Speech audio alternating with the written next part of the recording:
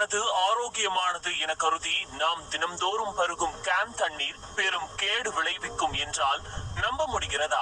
ஆம், நாம் விரும்பும் விதமாக சுத்தமாகவும் சுவையாகவும் வழங்குவதற்காக தண்ணீரை சுத்திகரிக்கும் போது அதில் உள்ள ஆகச்சிறந்த தாது பொருட்களும் வெளியேறி விடுகிறது. இதனால் தண்ணீர் மூலம் மனிதனுக்கு கிடைக்கும் தாது பொருட்கள் தடைப்பட்டு பல்வேறு நோய்களை ஏற்படுத்துகிறது.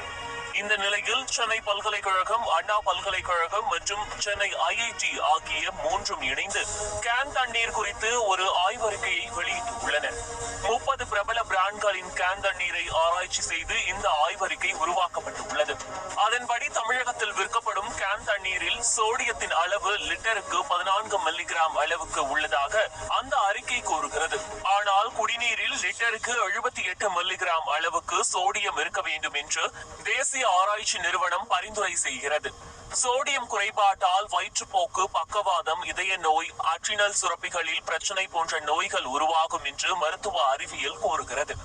அதேபோல் லிட்டருக்கு 188 மில்லிகிராம் அளவுக்கு கால்சியம் தேவைப்படும் நிலையில் கேன் தண்ணீரில் லிட்டருக்கு 3.5 மில்லிகிராம் கால்சியம் மட்டுமே உள்ளதாக தெரிய வந்துள்ளது. கால்சியம் குறைபாட்டினால் ஹைப்போகால்செமியா, பல்நோய், எலும்புகளில் வலுக்குறைவு ஆகிய நோய்கள் உருவாகின்றன.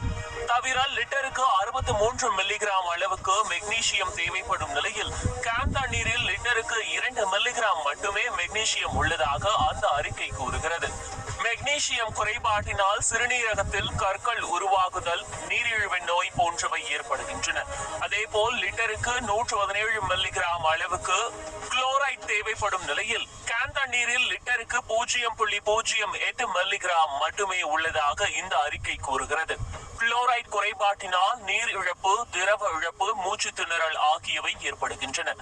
சல்பேட் மற்றும் பைகார்பனேட் அளவுகளும் குறைந்தபட்ச அளவை விட மிக மிக குறைவாக உள்ளதாக கண்டறியப்பட்டுள்ளது. உடல் நலத்திற்கு கேடு விளைவிக்கும் கேன் தண்ணீரை கட்டுப்படுத்தவும் தாது பொருட்கள் நிறைந்த தரமான தண்ணீர் விநியோகம் செய்வதையும் அரசு உறுதிப்படுத்த வேண்டும் என்பதே துறைசார் நிபுணர்கள்